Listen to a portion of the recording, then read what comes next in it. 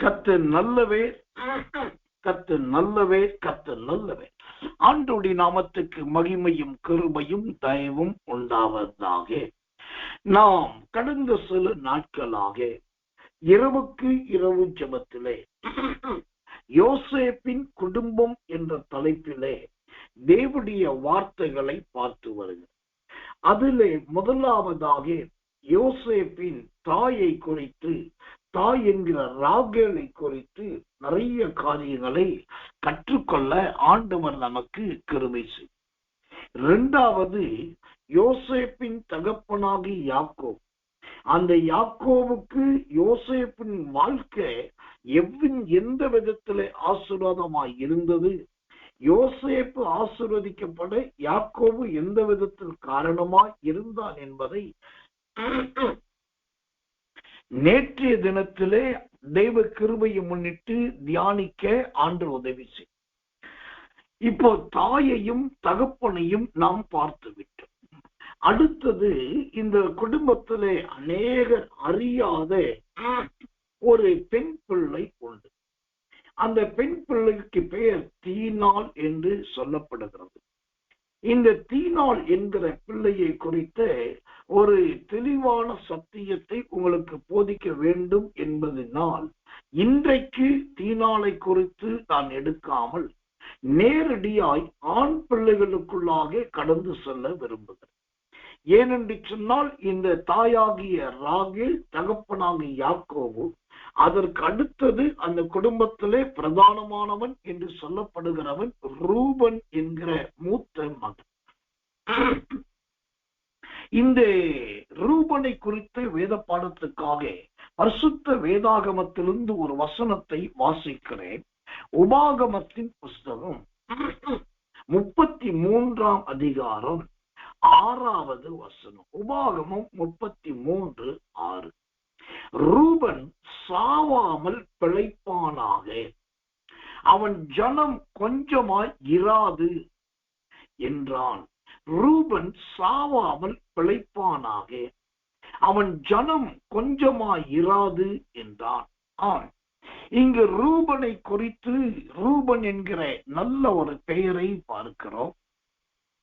யாக்கோபின் குமாரனாகிய ரூபன் என்று சொன்னாலே 99% சொல்லுவது என்ன? அவன் தண்ணீரை போல தழும்பினவன், மேன்மையடைய மாட்டான் என்பதைத்தான் முக்கியத்துவமாய் சொல்லுகிறார்.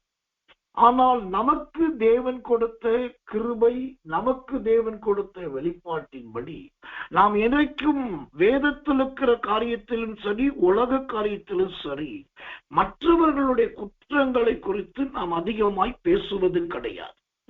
வேதத்தில் இருக்கிற கதாபாத்திரங்களை பார்த்தால் கூட அவர்களுடைய மிகப்பெரிய அக்கிரமத்தின் கிரியைகளை நாம் அதிகமாய் ஆராய்வது கிடையாது. ஏன் என்று சொன்னால், ஏற்கனவே உலகமே அக்கிரமத்திலும் குறைகளிலும் குற்றத்திலும் இருக்கிறது.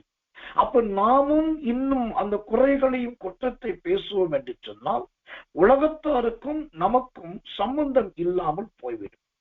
அப்போ வேதத்தில் இருக்கிற கதாபாத்திரங்கள் எவ்வளவு பெரிய வேசி கள்ளராய் இருந்தாலும், எவ்வளவு பெரிய கொலை பாதகர்களாய் இருந்தாலும், எவ்வளவு பெரிய வெறுக்கத்தக்கவர்களாய் இருந்தாலும், அவர்களுக்குள்ளும் பலவிதமான நல்ல கிரியைகள் இருந்ததாக வேதத்திலே பார்க்க.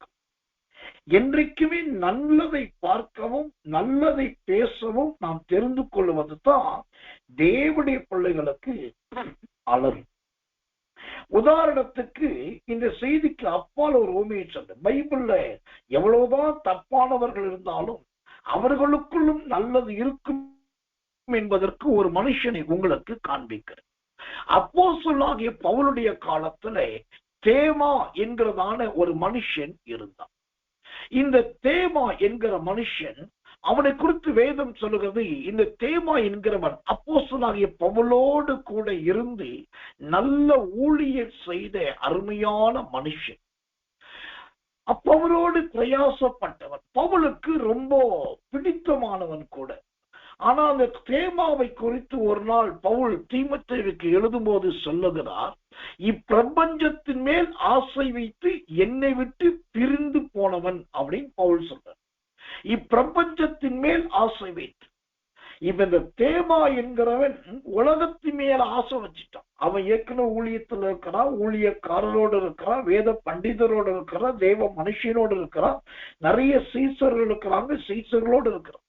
இவ்வளவு இருந்தாலும் ஒரு கட்டத்திலே அவன் பிரபஞ்சம் என்கிற உலகத்தின் மீது ஆசை வைத்து என்னை விட்டு பிரிந்து தெசலோனிக்க பட்டணத்துக்கு போய்விட்டான் அப்படின்னு பவுல் சொல்றார்.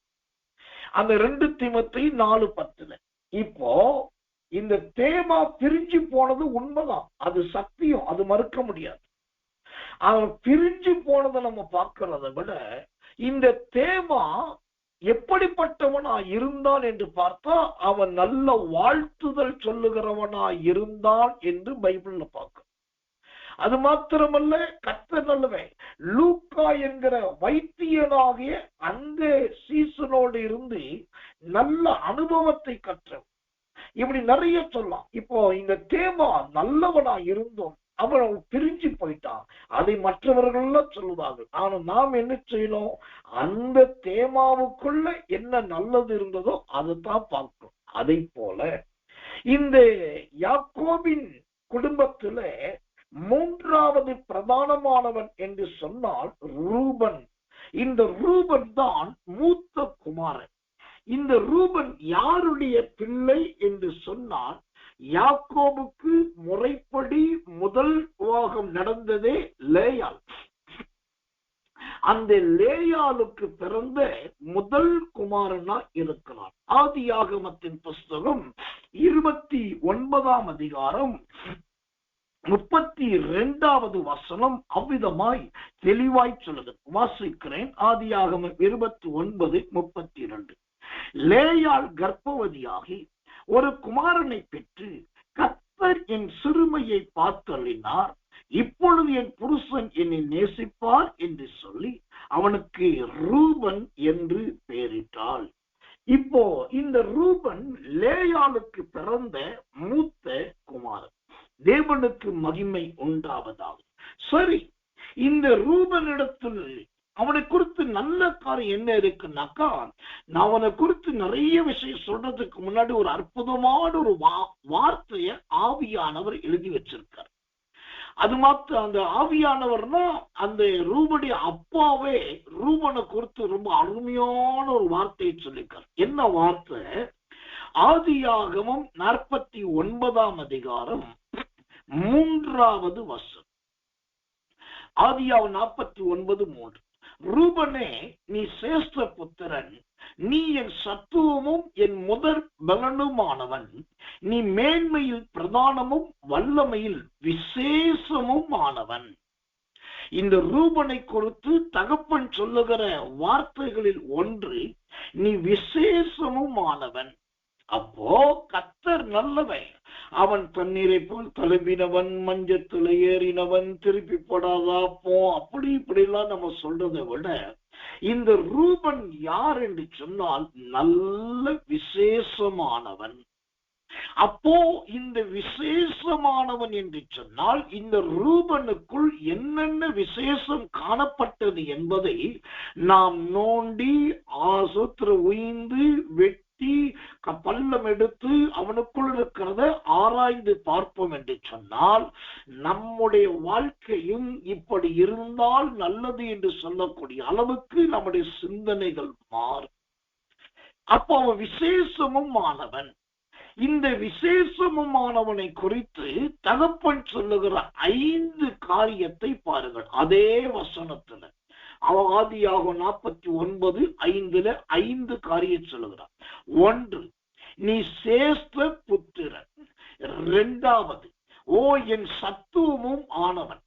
3வது, என் முதற் பலமானவன். 4வது, நீ மேன்மையில் பிரதானமானவன். 5வது, வல்லமையில் விசேஷமானவன். இவனுக்குள் இவ்வளவு அழகான நற்கிரியைகள், நற்சுபாவங்கள், நற்ஜீவியங்கள் அவனை குறித்து தகப்பனே அவ்வளவு அழகாய் சாட்சி கொடுக்க. கர்த்தருடைய நாமத்துக்கு மகிமை உண்டாவதாக. அப்போ இந்த ரூபனை குறித்து இன்றைக்கு சில சத்தியத்தை சீக்கிரமாகவும் சுருக்கமாகவும் உங்களோடு கூட நான் சொல்ல விரும்புகிறேன். முதலாவது, இந்த ரூபனுடைய வாழ்க்கையில் நாம் கற்றுக்கொள்ள வேண்டிய முதல் சத்தியம் என்னவென்றால், ஆதியாகமம் 29ஆம் அதிகாரம் 32ஆம் வசனத்தையும் 48ஆம் அதிகாரம் 5வது வசனத்தை வாசிக்கும் போது, கர்த்தர் நல்லவர், கர்த்தர் நல்லவர், கர்த்தர் நல்லவர், இவன் நல்ல ஒரு சிரேஷ்ட புத்திரன் என்று பார்க்கிறோம். சிரேஷ்ட புத்திரன், எனக்கன்பான தெய்வ பிள்ளைகளே, சிரேஷ்ட புத்திரன் என்றால் யார்? இந்த சிரேஷ்ட புத்திரன் என்பது எதை காண்பிக்கிறதா இருக்கிறது? கர்த்தர் நல்லவர். இந்த சிரேஷ்ட புத்திரன் என்பது அங்கு சொல்லப்படுகிற ஒரு பிரதானமான ஆசீர்வாதத்தை விவரிக்கிறதா இருக்கிறது. கர்த்தருடைய நாமத்துக்கு மகிமையும் கிருபையும் தயவும் உண்டாவதாக. இந்த சிரேஷ்ட புத்திரன் என்று சொன்னால் ஒரு வசனத்தை வாசிக்கிறேன். யாத்திரையாகமம் 4ஆம் அதிகாரம் 22வது வசனம். அப்பொழுது நீ பார்வோனோட சொல்ல வேண்டியது என்னவென்றால், இஸ்ரவேல் என்னுடைய குமாரன், என் சிரேஷ்ட புத்திரன். இஸ்ரவேல் என்னுடைய குமாரன், என் சிரேஷ்ட புத்திரன். சிரேஷ்ட புத்திரன் என்று சொன்னால் கடவுளால் கொடுக்கப்பட்டவன், தேவனால் தரப்பட்டவன், ஆண்டவரால் அனுப்பப்பட்டவன் என்றார்.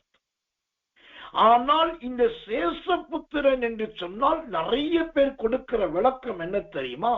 முதற் பேரானவன், மூத்த குமாரன், சொத்துக்கு அதிகாரி, செல்வாக்குக்கு பங்காளி, முதல் பங்கு இவனுக்கு தான், மற்றவர்களுக்கு கொடுக்கிறத விட மூத்தவனுக்கு 2 பங்கு தரணும், அதுதான் சேஷபுத்திரன் என்று சொல்லுகிறார். அது ஒரு வகையிலே அவர்களுக்கு உண்டான வெளிப்பாடு.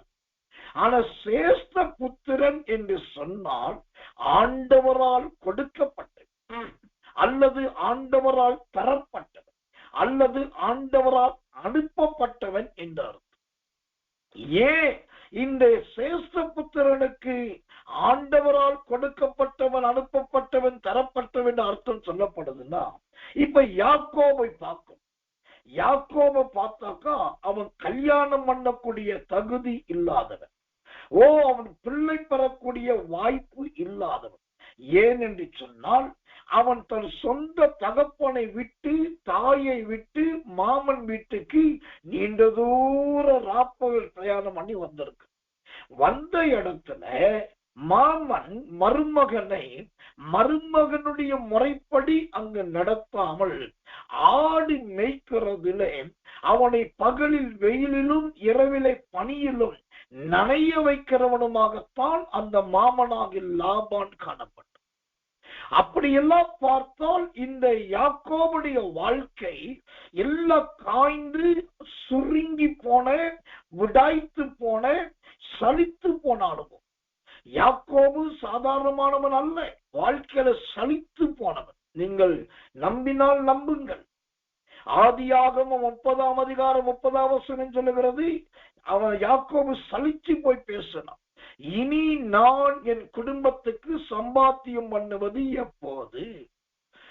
அப்போ சலிச்சு போய் பேசக்கூடிய அளவுக்கு சொந்த மாமன் மருமகனாக யாக்கோபை வாட்டி வதைக்க. அந்த படி பார்த்தால் இவன் ஒரு சிரேஷ்ட புத்திரனை பெற்றெடுக்கக்கூடிய வாய்ப்பு இல்லாதவனாகத்தான் யாக்கோபு இருந்தான்.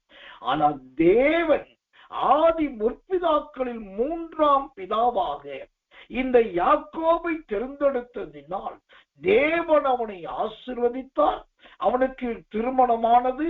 இப்ப அந்த திருமணத்தின் மூலமாகத்தான் லேயாள் மூலமாய் ரூபன் பிறக்க.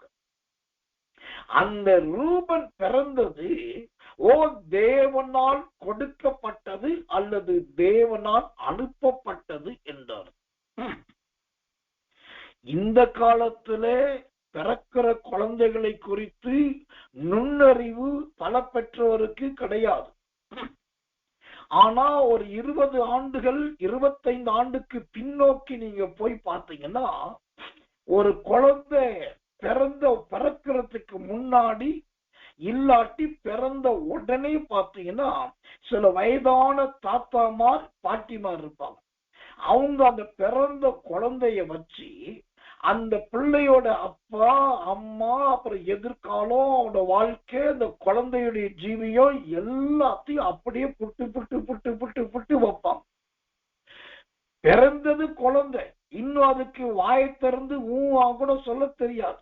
ஆனா அந்த குழந்தைய பார்த்த உடனே அவ்வளவு தெளிவா அந்த வயது முதிர்ந்த பெரியோர் சொல்லுவான். ஏன்னாக்கா அவங்க அந்த குழந்தைய பார்த்த உடனே அவங்களுக்கு வெளிப்படுற அந்த சில உணர்வுகள் அவங்களுக்கு தெரியும். இந்த பிள்ளையோட கண்ணு இப்படி இருக்கு, இந்த பிள்ளையோட கை கால் இப்படி இருக்குது, முகம் இப்படி இருக்குது, இதனால இப்படி இருக்கும், வருங்காலத்தில் இப்படி வருவா, வருங்காலத்தில் இப்படி இருப்பா, இதனால தாய் தகப்பன் ஆசீர்வாதம் இருக்கும் இல்லைன்றது பெரியவங்க சொல்லிடலாம். அப்படியெல்லாம் ஒரு நுண்ணறிவு குழந்தைகளை குறித்து இருந்தது. இன்னைக்கு பிள்ளை பெற்றெடுக்கிறவர்களுக்கு அந்த நுண்ணறிவு என்பது சுத்தமாகவே கழுத தேஞ்சி கட்டெரும்பான கதையா போயிடுச்சு. கர்த்தர் நல்லவன். ஆனால் இந்த ரூபனை குறித்து ரூபனுடைய தகப்பனாக யாக்கோபுக்கு இருக்கிற அருமையான அந்த நுண் அறிவை பாருங்க. அவன் சொல்ற ரூபனை பார்த்து, ரூபனே நீ என் சிரேஷ்ட புத்திரன், ரூபனே நீ என் சத்துவமுமானவன், என் முதற் பலனுமானவன், நீ மேன்மையில் பிரதானமுமானவன், வல்லமையிலே விசேஷமுமானவன். இப்போ கர்த்தர் நல்லவை. இந்த ரூபனுடைய வாழ்க்கை முதல் ஆசீர்வாதம் என்னன்னா அவன் சிரேஷ்ட புத்திரன், தேவனால் அனுப்பப்பட்டவன், ஆண்டவரால் கொடுக்கப்பட்டவன். இப்போ ஒரு வார்த்தை நான் சொல்றேன். நீங்க கல்யாணம் பண்ணதுனால பிள்ளைகளை பெற்றுட்டோம், அதனால குழந்தை பிறந்துச்சு, அதனால பிள்ளைகளை வளர்க்கிறோம் நீங்க நினைக்கிறீங்க. ஆனா நான் சொல்றேன், கல்யாணம் பண்ண எல்லாருமே பிள்ளைகளை பெறுவது கிடையாது. அப்போ தேவனுடைய பிள்ளைகளுக்கு ஆண்டவர் குழந்தைகளை கொடுக்கிறார் என்று சொன்னால் அந்த குழந்தையை ஆண்டவர் அனுப்பி வைத்திருக்கிறார் என்று அர்த்தம். ஒன்று, அந்த குழந்தையை ஆண்டவரே உங்களுக்கு தந்திருக்கிறார், அல்லது உங்களுக்காக அனுப்பி வைத்திருக்கிறார் என்று அர்த்தம். இந்த வெளிப்பாடு வேணும். பிள்ளைகள் என்றால் என்ன அர்த்தம்? பிள்ளைகள் என்பதற்கு வேதம் கொடுக்கிற விளக்கம் என்னன்னா, சங்கீதத்துல வாசிக்கிறோம், பிள்ளைகள் கர்த்தரால் வரும் சுதந்திரம். அப்ப குழந்தைகள்னாலே சுதந்திரம். இந்த ரூபனுடைய வாழ்க்கை கூட கொடுக்கப்பட்டவனாக அனுப்பப்பட்டவனாய் இருந்தான். அதனால அவன் நல்ல சுதந்திரம் உள்ளவனாய் இருந்தான். தேவனுக்கு மகிமையும் கிருபையும் தயவும் உண்டாவதாம். இரண்டாவது, இந்த ரூபனை குறித்த அருமையான அடுத்த காரியங்களை நான் சொல்ல வேண்டும் என்று சொன்னால், இந்த ரூபனிடத்தில் நிறைய நற்கிரியைகளை பார்க்கலாம். அதிலே ரூபன்ட்ட எனக்கு பிடிச்ச அற்புதமான ஒரு சுபாவம், நல்ல குணம் என்ன தெரியுமா? ஆதியாகமத்தின் புஸ்தகம் 37ஆம் அதிகாரம் 21 மற்றும் 22வது வசனங்களை வாசிக்கிறேன், கவனிங்கள். ஆதியாகமம் 37ஆம் அதிகாரம் 21, 22 இந்த மாதிரி வேதம், இந்த மாதிரி சத்தியம், இதெல்லாம் நீங்க கவனமா கவனிக்கணும், தெரிஞ்சுக்கணும். வாசிக்கிறேன். ரூபன் அதை கேட்டு அவனை அவர்கள் கைக்கு தப்புவித்து அவனை அவன் தகப்பனிடத்துக்கு திரும்பவும் கொண்டு போக மனதுள்ளவன் ஆனாய். அவர்களை நோக்கி, அவனை கொல்ல வேண்டாம், நீங்கள் ரத்தம் சிந்தல் ஆகாது, நீங்கள் அவன் மேல் கை வையாமல் அவனை வனாந்தரத்துள்ள இந்த குழியிலே போட்டு விடுங்கள் என்று சொல்லி, இவ்விதமாய் ரூபன் அவனை அவர்கள் கைக்கு தப்புவித்தான். இவ்விதமாய் ரூபன் அவனை அவர்கள் கைக்கு தப்புவித்தான்.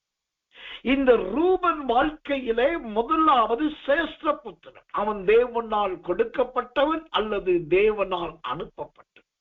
இந்த ரூபனிடத்தில் எனக்கு பிடிச்ச ரொம்ப தலையாய ஒரு சுபாவம் என்னன்னா, அந்த ஆதியாகமம் 37:22 சொல்லுது, இவ்விதமாய் ரூபன் அவனை அவர்கள் கைக்கு தப்புவித்தான். யாரை? தன் தம்பியாகிய யோசேப்.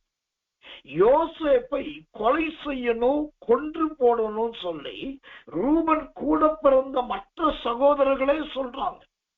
அப்பதான் ரூபன் பார்க்கிறான், ஐயோ இவனும் நம்முடைய தம்பி அல்லவா, அவனை எப்படி அவங்க கொல்லலாம், நான் எப்படி சம்மதிக்க முடியும்? அப்ப நான் ஒண்ணு செய்யறேன், எப்படியாவது என் தம்பியை காப்பாற்றுவேன் என்று சொல்லி அவர்களிடத்தில் ரொம்ப நயமாய் பேசி, அதுல அந்த அழகான வார்த்தை இருக்கு, 21 வசனம், அவனை அவன் தகப்பனிடத்துக்கு திரும்பவும் கொண்டு போக மனதுள்ளவனாய். ரூபனுடைய எண்ணத்தை பாருங்க, தம்பியை காப்பாற்றுவது மட்டும் கிடையாது, அவனை எப்படியாவது கொண்டு போய் அப்பா கிட்ட சேர்த்துடணும், யோசேப்பை கொண்டு போய் அப்பா கிட்ட விட்டுறணும். அந்த நல்ல எண்ணம் ரூபனுக்குள் வந்தது. அதனால 22 சொல்லுகிறது, அவனை அவர்கள் கைக்கு தப்புவித்தான். இப்ப ரூபன் அருமையான ஒரு ஊழியத்தை செய்தான். அவன் செய்த ஊழியம் என்ன ஊழியம்னா, ஆத்தும மீட்பின் ஊழியம். ரூபன் அற்புதமான ஒரு ஊழியக்காரனாய் அங்கு அவனை வெளிப்படுத்துகிறான். கைப்பறதி கொடுக்கிற ஊழியம் அல்ல, யெகோவா யாவே அவர்கள் அந்த ஆண்டவரை சொல்லுகிறதாய் அல்ல, ஆத்தும மீட்பின் ஊழியம். ஒரு சாக போகிறவனை, ஒரு கொலைக்கு நியமிக்கப்பட்டவனை விடுவிக்க கூடுமானால் விடுவி என்று நீதிமொழிகள் சொல்லப்பட்டதை போல, இப்ப தன் தம்பியாகி யோசேப்பை, சாவுக்கும் கொலைக்கும் நியமிக்கப்பட்ட யோசேப்பை இவன் அழகாய் தப்புவித்தான் ஐயா. இந்த ரூபன் யோசேப்பை தப்புவிக்கிறதுக்கு என்ன காரணம் தெரியுமா? ரூபன் எடுத்த முயற்சி எப்படி சக்சஸ் ஆனது தெரியுமா? அதுக்கு ரூபனுடைய இருதயத்தின் எண்ணம் தான் காரணம். என்ன எண்ணம்? 21 வசனம் ஆதியாகமம் 37:21 சொல்லுது, அவனை தன் தகப்பனிடத்துக்கு திரும்பவும் கொண்டு போக மனதுள்ளவனாய். தம்பிய காப்பாற்றணும், அவனை எப்படியாவது அப்பா கிட்ட கொண்டு போய் விட்டுருன்னு சொல்லி இருதயத்துல நாம நினைச்சான். அவன் நினைவு நல்ல நினைவா இருந்தது. அதனால அந்த யோசேப்பை அவனால் காப்பாற்ற முடியும். இந்த செய்தியை கேட்கிற தேவ பிள்ளைகள, நீங்கள் தேவ பிள்ளைகள் தான், ஆண்டோடைய பிள்ளைகள் தான், வசனம் வாசிக்கிறவர்கள் தான், ஊழியத்துல பங்கு பெறுகிறவர்கள் தான். ஆனா உங்க எண்ணம் எப்படிப்பட்ட எண்ணமாயிருக்கிறது? மற்றவர்களுக்கு தீங்கு விளைவிக்கிறதா இருக்கிறதா? மற்றவர்களை பழி வாங்குவதா இருக்கிறதா? மற்றவர்களுக்கு எதிராய் ஜெபம் பண்ணக்கூடிய உதடுகளா உங்க உதடு இருக்குதா? இல்லாட்டி அவங்கள காப்பாற்றணும், அவங்கள தூக்கி விடணும், அவங்கள இழுத்து விடணும், அவங்கள காப்பாத்தி தூக்கி விட்டு இழுத்து விட்டு ஏதோ பண்ணி கொண்டு போய் அவங்க புருஷன்கிட்ட விட்டுணும், கொண்டு போய் அவங்க மனைவி கிட்ட விட்டுணும், இல்லாட்டி கொண்டு போய் அவங்க அப்பாட்ட விட்டுறணும்னு சொல்லுகிற அந்த நல்ல எண்ணம் இருக்குதா என்பதை பாருங்க. இப்படிப்பட்ட நல்ல எண்ணமும் சிந்தனையும் உங்களுக்கு வந்தாலே நீங்கள் நினைத்த காரியம் கைகூடி வரும். இருதயத்திலேயும் ரூபன் நினைத்தான், அந்த மனதை அதற்கு நேர செலுத்தினான். அந்த மனதை கர்த்தர் பார்த்தார், அவனை அழகாய் கர்த்தர் பயன்படுத்தி ஒரு பெரிய ஆத்தும மீட்பை கொடுத்தான் ஐயா. உங்களுக்கு தெரியுமா, இன்னைக்கு யோசேப்பு யோசேப்பு யோசேப்புன்னு சொல்லி மூச்சுக்கு 300 தரம் 3000 தரம் சொல்றமே, இந்த யோசேப்பை இந்த ரூபன் மட்டும் காப்பாற்றாமல் இருந்திருந்தால் அந்த யோசேப்பின் சந்ததியோ யோசேப்புடைய சத்தியமோ நமக்கு கிடைக்காமல் போயிருந்திருக்கும். அப்போ யோசேப்புடைய ஆத்துமாவும் யோசேப்புடைய சரீரமும் காக்கப்படுவதற்கு இந்த ரூபனுடைய முயற்சி பெரிய முயற்சி. அவனுடைய எண்ணமும் சிந்தனையும் நல்ல எண்ணம், நல்ல சிந்தனை. அதனால் ஒரு பெரிய ஆத்தும மீட்பு உண்டானது. அல்லேலூயா, கர்த்தர் நல்லவே. இங்கு ஒரு ரகசியத்தை உங்களுக்கு சொல்றேன். இந்த ரூபன் செய்த காரியம் என்னன்னா, ஒரே ஒரு யோசேப்பை காப்பாற்றினான். ஆனா அவன் காப்பாற்றின யோசேப்பு மூலம் பார்த்தீங்கன்னா எகிப்து தேசமும் ஆகாரம் சாப்பிடுகிறது, கானான் வாசிகளும் ஆகாரம் சாப்பிடுகிறார். இப்ப ரூபன் செய்ய முடியாததை யோசேப்பு செய்யலாம். இப்போ 20 ஆண்டுகள் கடந்து, எத்தனையோ வருஷம் கடந்து, இந்த ரூபனும் மற்றவர்களும் யோசேப்பை போய் பார்க்கும் போது இந்த ரூபனுடைய இருதயம் என்ன பண்ணி இருக்கும்? பயங்கரமா பொங்கி இருக்கும். ஏய் தம்பி, உன்னை நான் தானே காப்பாத்தினேன், குழியில போட்டது நான் தான், குழியிலிருந்து தூக்க சொன்னது நான் தான், உன்னை எப்படியாவது அப்பா கொண்டு போய் விட்டுன்னு நினைச்சது நான் தான், சத்துரம் மற்ற அண்ணமார உன்னை கொலை பண்ண பார்த்த போது தப்பி வச்சது நான் தான், இப்போ உன்னை உயிரோடு பார்க்கிறேனே என்று சொல்லி இந்த ரூபனுடைய இருதயம் குதூகலித்திருக்கும். இதுதாங்க ஒரு தேவ பிள்ளைக்கு தேவை. எனக்கு ரொம்ப பிடிச்ச வார்த்தை என்ன? அந்த 22ஆம் வசனம் சொல்லுது, அவனை அவர்கள் கைக்கு தப்புவித்தான். இன்னைக்கு நான் என் அன்பு ஜனங்களாகிய உங்களிடத்தில் கேட்கிற ஒரே ஒரு கேள்விதான், நீங்க எத்தனை பேரை தப்புவிச்சிருக்கீங்க? எத்தனை பேரை காப்பாத்தி இருக்கீங்க? எத்தனை பேருக்கு கெட்டு போன வழியில இருந்து நல்ல வழிக்கு திசை திருப்பி இருக்கீங்க? எத்தனை பேருக்கு நிர்வாணிகளுக்கு வஸ்திரம் கொடுத்து இருக்கிறீங்க? எத்தனை பேருக்கு ஜீவ மார்க்கத்தை காண்பித்திருக்கிறீங்க? இங்க ஒரு ஊழியம் இருக்குது, இங்க ஒரு வேத பாடம் நடக்குது, இங்க தெளிவா போதிக்கப்படுது, அதிகாலையில் அபிஷேகத்தில் நடத்தப்படுது, வாங்க வந்து அபிஷேகத்தை பெற்றுக் கொள்ளுங்க, வாங்க வந்து சத்தியத்தை கற்றுக்கொள்ளுங்க சொல்லி எத்தனை பேரை நீங்க அக்கினியிலிருந்து தப்பு வைத்திருக்கிறீர்கள்? ஆனால் ரூபனை குறித்த நினைவோ, அவன் தழும்பினவன், மஞ்சத்தில் ஏறினவன், அவன் பாவம் செய்தவன் இல்லங்க. ரூபனை குறித்து சொந்த தகப்பனே சொல்லுகிறான், அவன் விசேஷமானவன். முதலாவது எதிலே விசேஷமானவன்? சேஷ்ட புத்திரன் என்கிற தேவனால் அனுப்பப்பட்டதில் அவன் விசேஷமானவன். இரண்டாவது, ஆத்தும மீட்பின் ஊழியத்தை செய்வதிலே இவன் விசேஷமானவன். ஒரு ஆத்துமாவை தப்புவித்தான். அந்த ஒரு ஆத்துமாவாகி யோசேப்பு எத்தனை லட்சம் ஜனங்களை காப்பாற்றினார். தென் கொரியாவிலே மிகப்பெரிய எழுப்புதல் வந்தது. அங்கு மாபெரும் சபை கட்டப்பட்டது. டாக்டர் பால் யாங்கிச்சோ என்கிற தேவ மனுஷன் தான் ஒரு கிட்டத்தட்ட 6 லட்சம் முதல் 15 லட்சம் மக்கள் உள்ள பெரிய சபைக்கு போது. அந்த பால் யாங்கிச்சோ அவர்கள் ரட்சிக்கப்படுவதற்கு முன்பு இருந்த அவருடைய சரித்திரத்தை நான் படித்தேன். அவருக்கு கொடுமையான ஒரு வியாதி வந்து அவர் கொஞ்சம் கொஞ்சமா சாக வேண்டிய நேரம் வரும்போது மருத்துவமனையிலே அனுமதிக்கப்பட்டிருக்கு. அப்போ அந்த இடத்துக்கு ஒரு தாயார் வந்திருக்கான். வந்துட்டு ஜோம் பண்ணிட்டு அவருக்கு ஒரு புதிய பாட்டை கொடுத்துட்டு போயிருக்கோம். அந்த மருத்துவமனையில சாகுற நிலைமையில் இருந்த டாக்டர் பால் யாங்கிச்சோ, நானே சாக போறேன், இவ்வளவு வியாதியில இருக்கிறேன், இதுல இதை படிக்கணுமான்னு சொல்லி அந்த புதிய படம் தூக்கி எறிஞ்சாச்சு. அந்த அம்மா அதை பாக்குறாங்க, திருப்பி தூக்கி எறிஞ்சாச்சு. அந்த அம்மா ஒண்ணுமே பதில் சொல்லல, கோபப்படவும் இல்லை, சோத்திரம் பதில் எந்த வார்த்தையும் சொல்ல வீட்டுக்கு போயாச்சு. மறுநாள் வந்தாங்க, அதே புதிய ஏற்பாட்டை திரும்ப அந்த தம்பிக்கு கொடுத்தான். திரும்ப அவன் முறுமுறுத்தான், தூக்கி இன்னும் எரிஞ்சான். இந்த அம்மா எடுத்துக்கிட்டாங்க, அமைதியா சந்தோஷமா ஸ்தோத்திரம் பண்ணிட்டே வீட்டுக்கு போயிட்டாங்க.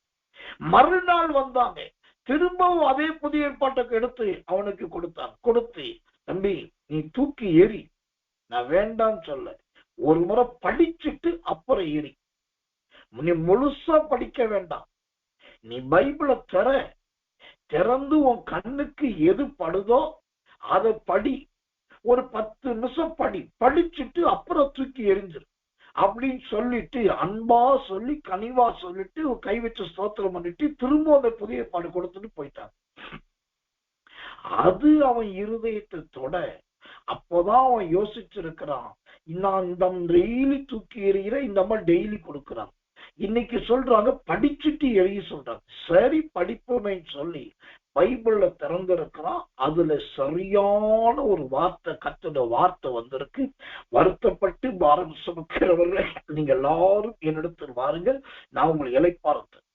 அந்த வார்த்தை படிக்க, அந்த வார்த்தையிலிருந்து ஒரு பிரகாசம் வெளிப்பட, அந்த மரண படுக்கையோடு படுத்திருந்த அந்த தம்பியாகிய பாலியாகிற்று அவனுக்குள் வல்லமை இறங்க, அவன் பரிபூர்ண ஜீவனும் சுகமும் அடைய, அதிலிருந்து இயேசுதான் சுகம் கொடுத்தார் என்று அவன் சொல்ல, அன்றைக்கு பின்பு அவன் ரட்சிக்கப்பட்டான், மனம் திரும்பினான், ஆண்டவருக்குள் வந்தான். இப்போது பார்த்தீங்கன்னா அந்த டாக்டர் பாலியாங்கிச்சோ அவர்கள்தான் உலகத்தின் மாபெரும் பிரதான போதகராயிருக்கு. எத்தனையோ சபைகளை உருவாக்கி நல்ல தேவ மனுஷன். ஏன் சொல்றேன்னா, ஒரு ஆத்மாவை தன் தகப்பனிடத்துக்கு, தேவனிடத்துக்கு அந்த தாயார் திருப்பினாங்க. ஒரு பால்யாங்கிச்சோவை திருப்பினாங்க. அந்த ஒரு பால்யாங்கிச்சோ இப்போ கோடிக்கணக்கான ஆத்துமாக்களை கர்த்தருக்குள் நடத்திட்டார். அதே போலதான் இந்த ரூபன் ஒரு ஆத்துமாவாகி யோசேப்பை காப்பாற்றி, அவன் காப்பாற்றின ஒரு யோசேப்பு பல லட்சம் மக்களுக்கு, தகப்பனுக்கு தகப்பனும், ஆகாரத்துக்கு ஆகாரமும், அதிகாரிக்கு அதிகாரியும், அதிபதிக்கு அதிபதியுமாய் மாறிட்டான். ஐயா, இன்னைக்கு ஒண்ணு தெரிந்து கொள்ளுங்க, நான் உங்களுக்காக ஜெபிக்கிறேன் என்று சொல்லுவதோ, அவர்களுக்காக ஜெபித்துக் கொண்டிருக்கிறேன் என்று சொல்லுவதோ பெரிதல்லங்க. நாம் யாரையாவது காப்பாற்றணும், யாரையாவது நெருப்பிலிருந்து இழுத்து விடணும். ஓ கர்த்தர் நல்லவே, அவர்கள் எப்படியாவது அவங்க கைக்கு தப்பு வைக்கணும். சாத்தானுடைய கைக்கு, விக்கிரகத்தின் கைக்கு, உலகத்தின் மாயையான பாவத்தின் கைக்கு சிலரை தப்புவிக்க பழகிக்கொள்ளுங்க. இந்த ரூபன் தப்புவிக்கிற ஊழியத்தை செய்த, தப்புவிக்கிற ஊழியம் இது ஒரு பிரதானமான ஊழியம். மேட பிரசங்கம்லாம் ஒரு பெரிய சரித்திர ஊழியம் கிடையவே கிடையாது. கர்த்தர் நல்லவன், நல்ல பாட்டு பாடுறதுல ஒரு பெரிய புரட்சி எல்லாம் கிடையாது. இந்த தப்புவிக்கிற ஊழியம் இருக்கு பாருங்க, இது பரலோகத்தின் ஜீவ புஸ்தகத்தில் எழுதப்படுகிற கதை. கர்த்தர் நல்லவே, கர்த்தர் நல்லவே, கர்த்தர் நல்லவே. மூன்றாவதாக இந்த ரூபனுடைய ஜீவியத்துல நாம் கற்றுக்கொள்ள வேண்டிய அருமையான மூன்றாவது இன்னொரு அனுபவம் இருக்கிறது. என்ன அனுபவம் இருக்கிறது? ஆதியாகமத்தின் புஸ்தகம் 30ஆம் அதிகாரம் 14வது வசனம். ஆதியாகமம் 30:14வது வசனம் வாசிக்கிறேன், ஜெபத்தோடு கவனிக்க. கோதுமை அறுப்பு நாட்களிலே ரூபன் வயல்வெளியிலே போய் தூதாயும் கனிகளை கண்டெடுத்து அவைகளை கொண்டு வந்து தன் தாயாகிய லேயாளிடத்தில் கொடுத்தான். அப்பொழுது ராகேல் லேயாளை நோக்கி, உன் குமாரனுடைய தூதாயும் கனியில் எனக்கு கொஞ்சம் தா என்றாள். ஆமென்.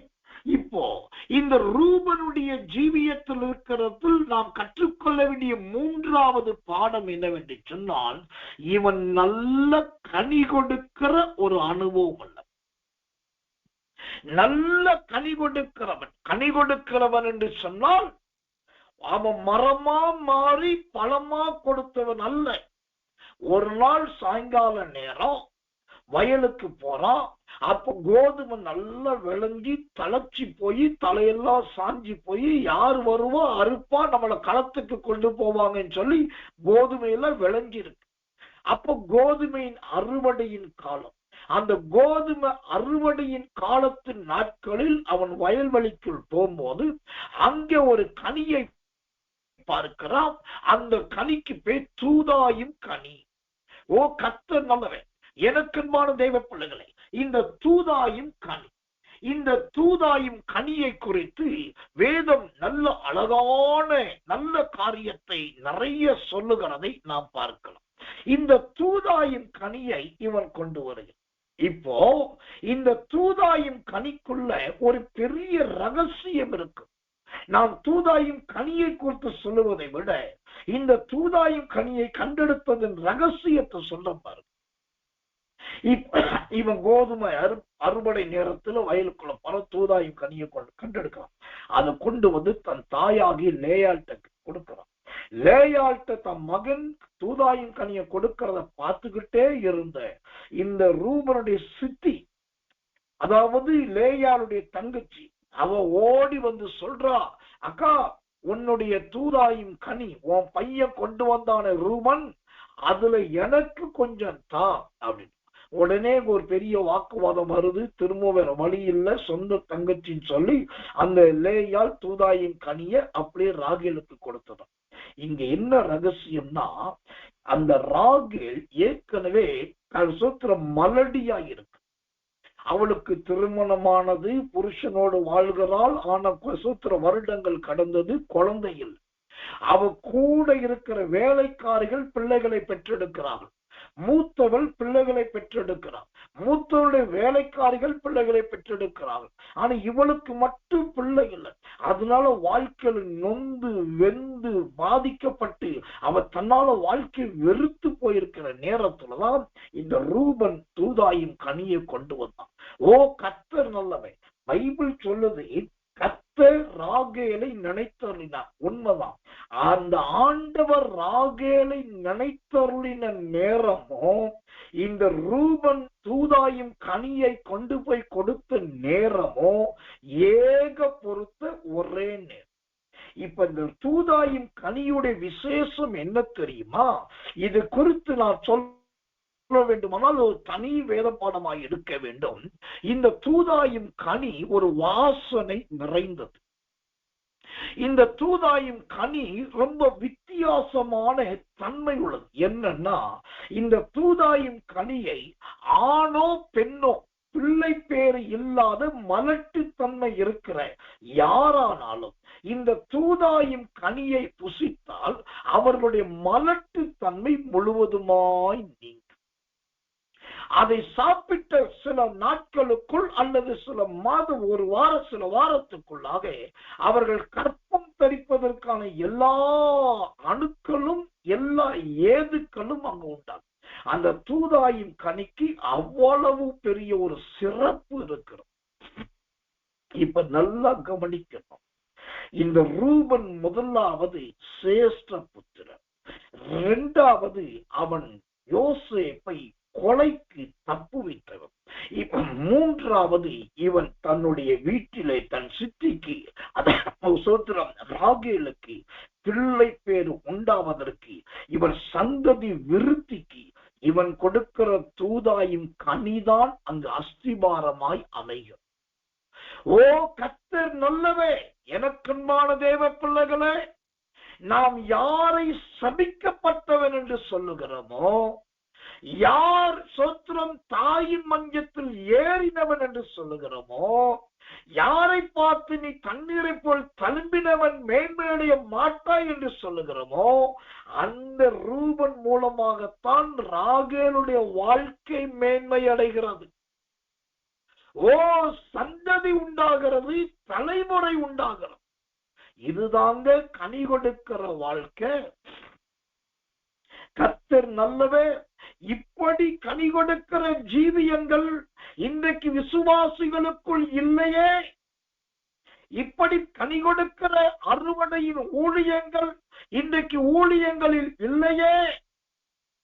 இன்றைக்கு நேரத்தை கழிக்கிறதும், சிரிப்பை காட்டுவதும், ஓசத்திரம் நேர பாட்டு பாடுவதும், அப்படியே ஆராதனை நேரங்கள், கூட்டத்து நேரங்கள் வேகமாய் போகிறது. நீ ஏன் கனி கொடுக்கவில்லை என்று கேட்கிறதுக்கு ஆள் கிடையாது. ஓ கனி கொடுக்கிறதை குறித்து கேட்காததினால் நிறைய பேர் கனி கொடுக்காதே மொட்டை மரங்களாய் மாறிக்கொண்டிருக்கிறார்கள். இன்னைக்கு நிறைய தேவ ஜீவியத்துடைய அனுபவம் இதுதான், மொட்டை அனுபவம். கர்த்தர் நல்லவே. தேவனுக்கு மகிமை உண்டாவதாக. சொந்த வீட்டிலே நாம் சொன்னா கூட்டத்துக்கு வருவான், சொந்த வீட்டிலே நாம் அழைத்தால் ஜனத்துக்கு வருவாங்க. ஆனா இருதயத்துல ஒரு நெருடல். அவங்கள கூப்பிட்டு வரணுமா, அவங்க வந்த என்ன நினைப்பாங்க, இல்லாட்டி அவங்க போய் எங்கேயாவது சொல்லிடுவாங்க, அப்ப நம்ம பேர் அடிப்படும். நமக்கு ஏன் அந்த வம்பு, நம்ம ஒண்ணுமே சொல்ல வேண்டாம், நம்ம போவோம் நம்ம வருவோம். நல்லா கவனிங்க, நீங்கள் மற்றவர்களுக்கு தூதாயம் போன்ற நல்ல கனிகளை கொடுப்பதற்காகத்தான் ஆண்டவர் உங்களை வயல் என்கிற இந்த சத்தியத்துக்குள் நடத்தி கொண்டிருக்கிறார். கோதுமை அறுவடை காலத்திலே ரூபனுக்கு கோதுமை தான் கிடைத்திருக்க வேண்டும். கோதுமை அறுவடை நாட்களிலே கோதுமைக்கு பதிலாக ஆண்டவர் அவனுக்கு தூதாயும் கனியை கொடுக்கிறார் என்று சொன்னால், கோதுமை என்பது வயிற்றுக்குரியது, தூதாயும் கனி என்பது தலைமுறைக்குரியது. மகனே, நீ சிறப்பானவன் அல்லவா, நீ விசேஷமானவன் அல்லவா, இதை கொண்டு போய் உன் தாயினிடத்தில் கொடு என்று சொல்லி கர்த்தர் நல்லவன், அவனை நம்பி அந்த தூதாயின் கனியை கொடுத்தார். தேவனுக்கு மகிமை உண்டாவதாக. அதனால் அங்கு ஒரு பெரிய மாற்றம் உண்டாகிறது. இந்த தூதாயின் கனியை குறித்து இன்னொரு வசனத்தை சொல்ற பாருங்க. உன்னத பாட்டின் புஸ்தகம் 7ஆம் அதிகாரம் 13வது வசனம். உன்னத பாட்டு 7:13. அதாவது பைபிள்ல மற்ற எல்லா இடத்துலயும் தூதாயும் கனி அப்படின்னு இருக்கு. ஆனா உன்னத பாட்டு 7:13 மட்டும்தான் தூதாயும் பழம் அப்படின்னு இருக்கு. இத நீங்க நல்ல இந்த வித்தியாசத்தை பார்க்கணும். எல்லா இடத்திலும் தூதாயும் கனி அப்படின்னு இருக்கு, இங்க தூதாயும் பழம் அப்படி இருக்கு. அப்போ தூதாயும் கனிக்கும் தூதாயும் பழத்துக்கும் என்ன வித்தியாசம் நான் சொல்லுகிறேன். இந்த உன்னத பாட்டு 7:13 வாசிக்கிறேன், கவனிங்க. தூதாயும் பழம் வாசனை வீசும், நமது வாசல்கள் அண்டையிலே புதியவைகளும் பழையவைகளுமான சகல விதமான அருமையான கனிகளும் உண்டு. என் நேசரே, அவைகளை உமக்கு வைத்திருக்கிறேன். இப்போ தூதாயும் கனிக்கும் தூதாயும் பழத்துக்கும் என்னையா வித்தியாசம்னா, அந்த உன்னத பாட்டு 7:13 சொல்லுது, புதியவைகளும் பழையவைகளுமான அருமையான கனி. இந்த புதியவை, அதாவது தூதாயும் கனி என்பது புதியதை குறிக்கிறது. தூதாயும் பழம் என்பது பழையதை குறிக்கிறது. ஏனென்று சொன்னால் அது கனியாய் இருந்து இப்ப பழமா பழுத்து போயிருக்கு. அதனாலதான் என்னைக்கு இந்த தூதாயும் பழமா மாறிச்சோ அன்னைக்கு அதுக்கு இன்னொரு பேர் வருது, அருமையான கனி. அப்படி கர்த்தர் நல்லவை. அது கனியா இருக்கும் போது கர்த்தர் தடையை நீக்குவதா இருந்தது. இப்ப பழமா மாறின உடனே அருமையான பழமா மாறிச்சு. கனியா இருக்கும் போது பெண்களுக்கு பயன்பட்டது, ராகேலுக்கு பயன்பட்டது. என்னைக்கு இது தூதாயும் பழமா மாறிச்சோ அன்றைக்கு என் நேசருக்கு அது பிரியமாய் மாறிவிட்டது. இன்னைக்கு கர்த்தர் சொல்லுகிறார், ஒண்ணு கனியாயிருந்து மற்றவங்களுக்கு உதவி செய், இல்லாட்டி பழமா மாறி நேசருக்கு பிரியமாகுது. மற்றவர்களுக்கு பயன்படுறதும் கிடையாது, நேசருக்கு பிரியமா இருக்கிறதும் கிடையாது. இது ஆனாலும் சொல்றது, நான் கனி கொடுக்கிறேன், நான் நல்லா இருக்கிறேன், நான் கிறிஸ்தவனா இருக்கிறேன், நான் தேவனுடைய பிள்ளையா இருக்கிறேன், நாங்க இந்த சபைக்கு போறோம். இந்த ஜால்ரா அடிக்கிற வேலையெல்லாம் வேண்டாம். நீங்க கனி கொடுக்கிறவர்களா இருந்து உங்களால் சிலருடைய வாழ்க்கையின் தடைகள் மாறணும், போராட்டங்கள் விலகணும், சிக்கல்கள் தீரணும். நீங்க போய் பேசுறதுனால அவங்க காயம் ஆறணும், நீங்க ஜெபிக்கிறதுனால அவங்க ஏக்கம் தீரணும், நீங்க ஒரு பாட்டு பாடுறதுனால அவங்களுடைய களைப்பு நீங்கணும். உங்க மூலமா மற்றவங்களுக்கு ஏதோ ஒரு காயம் சொத்துற வேதனை மாறி அந்த தழும்புகள் மறையணும். அதுதான் தூதாயின் கனியினுடைய அனுபவம். அதே தூதாயும் கனி இப்ப உன்னத பாட்டுல தூதாயும் பழம் ஆயிடுச்சு. இது என்ன பழம் ஆயிடுச்சுன்னா அருமையான பழம். ஏன் திருமையா அங்க பைபிள்ல அருமையான பழம் பைபிள் சொல்லுது, என் ஆண்டவர் அருமையானவர், அவர் என் நேசர் என்று பைபிள் சொல்லுது. ஒன்னு, ஆரம்பத்துல உங்க ரட்சிப்பின் ஆரம்ப காலத்திலே மற்றவர்களுக்கு நீங்கள் கனி கொடுக்கிறவர்களா இருங்கள்.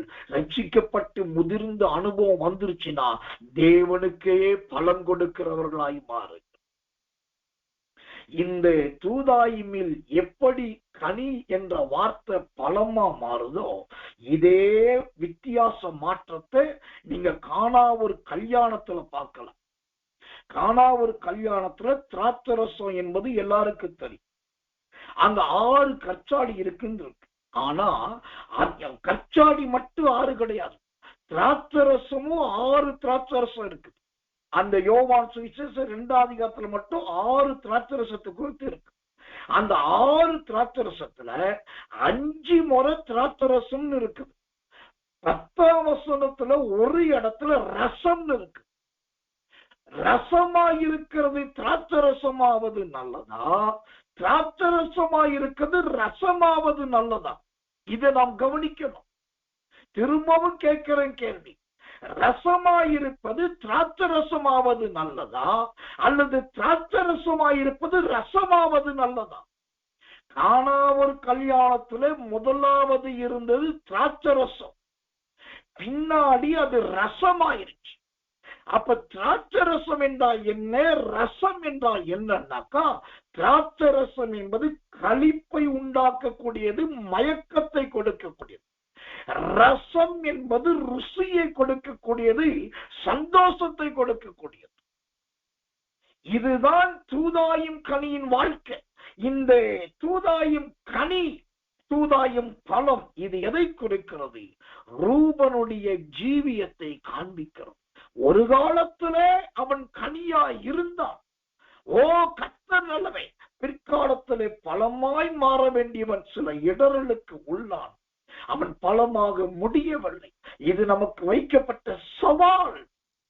நீங்க நல்ல முதிர்ச்சி ஆயிட்டீங்க, அனுபவம் ஆயிட்டீங்க, தரிசனம் கிடைக்குது, சொப்பனம் கிடைக்குது, வெளிப்பாடு கிடைக்குது, தீர்க்க தரிசனம் வருது, பைபிள் டீச் பண்ண தெரியுது, பாட்டு பாட தெரியுது, உபதேசம் பண்ண தெரியுது, வசன ஜபம் நடத்த தெரியுது, வசன ஸ்தோத்திரம் பண்ண தெரியுது, மணிக்கணக்கா ஸ்தோத்திர கூட்டத்துல கலந்துக்க தெரியுது, எல்லா கூட்டத்தை அட்டம் பண்ண முடியுது. எல்லாத்திலும் முன்னாடி இருக்கிறதுனால நீங்க தேவனுடைய ராஜ்யத்துக்கு போயிருவீங்கன்றதுக்கு எந்த கேரண்டியும் கிடையாது. எந்த நேரத்திலையும் ரூபனுக்கு வந்த இடரல் வரலாம், ரூபனுக்கு வந்த பள்ளத்தாக்கு வரலாம், ரூபனுக்கு வந்த போராட்டம் வரலாம். ஆனா அதையும் ஜெயிக்க வேண்டும். அந்த அருமையான கனின் இருக்குது, அருமையான பலம் என்று இருக்குது உன்னத பாட்டுல. அந்த அருமையான ஒரு வாழ்க்கையாய் உங்க வாழ்க்கை காக்கப்பட வேண்டும். அருமையான அனுபவமாய் அது நிலைநிறுத்தப்பட வேண்டும். இந்த தூதாயும் கனி அருமையான தூதாயும் பழமாய் மாறுகிறது ஐயா. நம்முடைய ஜீவியம் இந்த நல்ல பழம் உள்ள ஒரு வாழ்க்கையாய் மாறட்டும். கர்த்தர் நல்லவே, கர்த்தர் நல்லவே, கர்த்தர் நல்லவே. முதலாவது பார்த்தோம், இந்த ரூபனிடத்தில் கற்றுக்கொள்ள வேண்டிய முதல் காரியம், அவன் சிரேஷ்ட புத்திரன், தேவனால் கொடுக்கப்பட்டவன் அல்லது தேவனால் அனுப்பப்பட்டவன். இரண்டாவது பார்த்தோம், அவன் சூத்திரம் தப்புவிக்கிறவனாயிருந்தான், அதாவது ஆத்தும மீட்பின் ஊழியத்தை செய்கிறவனாயிருந்தான். அவன் ஒரு ஆத்துமாவை மீட்டான். அந்த மீட்ட ஒரு ஆத்துமா பல லட்சம் ஆத்துமாக்களுக்கு சத்தியங்களை கொண்டு வந்தது.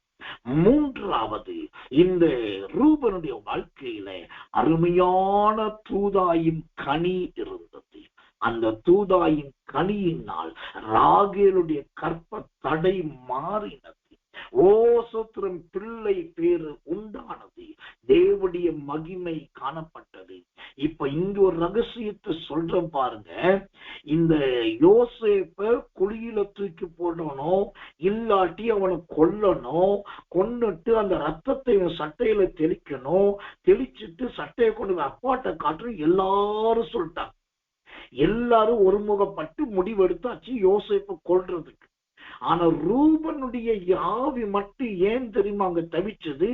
இந்த யோசேப்பை காப்பாற்றணும், யோசேப்பை மீட்டெடுக்கணும், யோசேப்பை கொண்டு போய் அப்பாட்ட விடணும்னு இவனுக்கு மட்டும் ஏயா ரத்தம் துடிச்சதுன்னா, இந்த யோசேப்பு பிறப்பதற்கு இந்த ரூபன் கொடுத்த தூதாயும் கனிதான். அந்த ஜீன், அந்த இரத்த உறவு இவன் பிறப்பதற்கு முன்பாகவே தன் தம்பியை குறித்து நல்ல ஒரு வெளிப்பாடு. யோசேப்பு பிறப்பதற்கே இந்த ரூபனை தேவன் பயன்படுத்தினார் ஐயா. அதனாலதான் அந்த யோசேப்புக்கு ஒரு மரணம் வந்த போது அந்த மரண கண்ணிலிருந்து அவனை காப்பாற்றுவதற்கு ஆண்டவர் ரூபனையே பயன்படுத்தினார். கர்த்தர் நல்லவே, கர்த்தர் நல்லவே, கர்த்தர் நல்லவே, தப்புவிக்கிறவே, தூதாயும் கனி கொடுக்கிறார். தேவனுக்கு மகிமையும் கிருபையும் தயவும் உண்டாவது. அடுத்ததாக இந்த ரூபனிடத்தில் நாம் கற்றுக்கொள்ள வேண்டிய நாலாவது காரியம் என்ன? ஆதியாகமம் 42:22. 42ஆம் அதிகாரம் 22வது வசனத்தை வாசிக்கிறேன். ஜெபத்தோடு கவனிங்கள். அப்பொழுது ரூபன் அவர்களை பார்த்து, இளைஞனுக்கு விரோதமாக பாவம் செய்யாதிருங்கள் என்று நான் உங்களுக்கு சொல்லவில்லையா? நீங்கள் கேளாமல் போனீர்கள். இப்பொழுது இதோ அவன் இரத்த பலி நம்மிடத்தில் வாங்கப்படுகிறது. அல்லேலூயா. இந்த ரூபனிடத்தில் நாம் கற்றுக்கொள்ள வேண்டிய அற்புதமான அடுத்த ஒரு நல்ல காரியம் என்ன தெரியுமா? இந்த ரூபன் தன் உடன் பிறந்த சகோதரர்களை பார்த்து ஒரு வார்த்தை சொல்றான், பாவம் செய்யாதிருங்கள். அல்லேலூயா.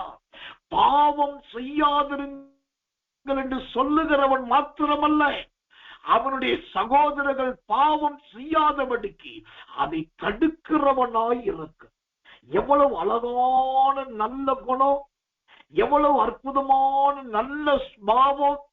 எனக்கன்பான தேவ பிள்ளைகளே, பாவம் செய்யாதிருங்கள் என்று ஒருத்தன் சொல்லுகிறான் என்று சொன்னால் அந்த பாவத்தின் விளைவை அவன் அறிந்தவனாகவோ உணர்ந்தவனாகவோ தான் இருக்க வேண்டும்.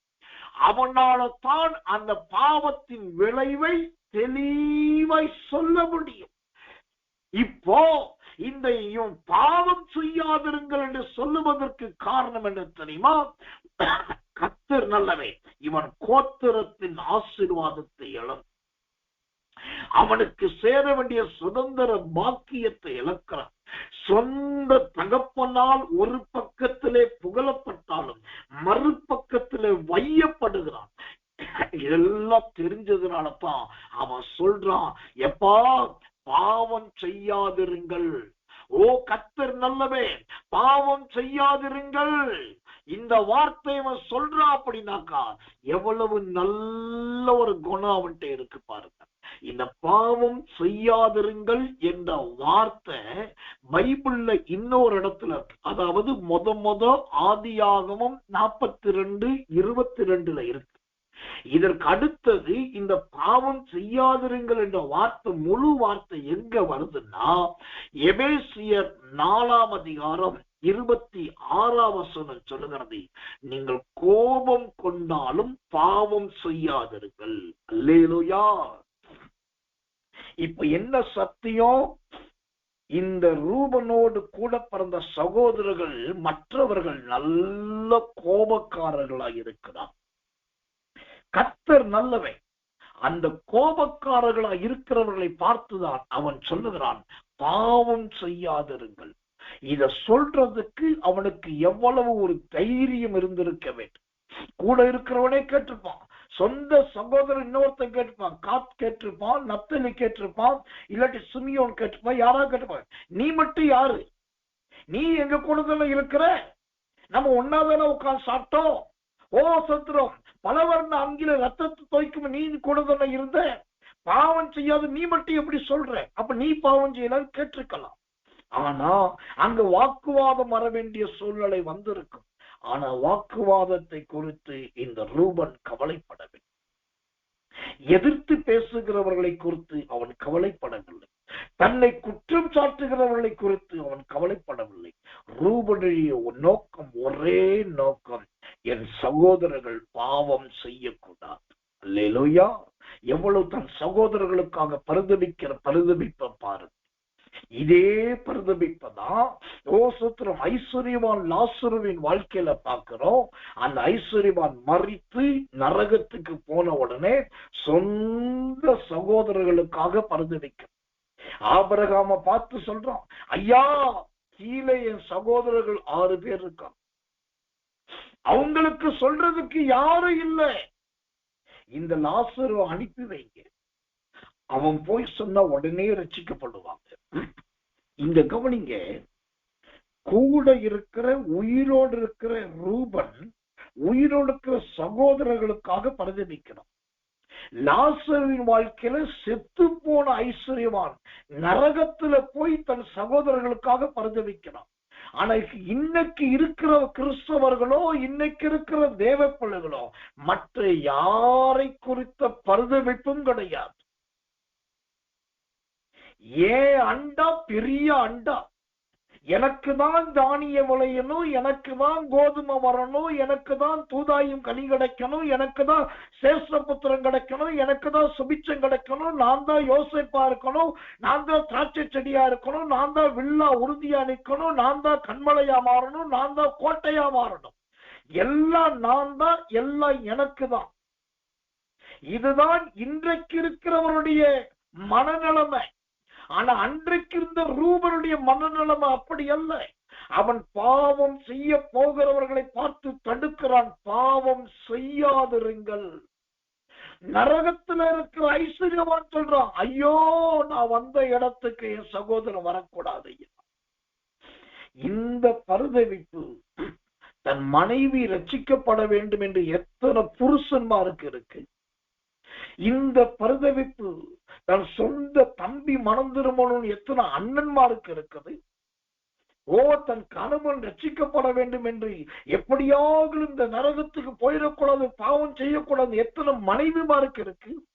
இந்த ஏக்கம், இந்த பரிதவிப்பு இன்னைக்கு இல்லையே.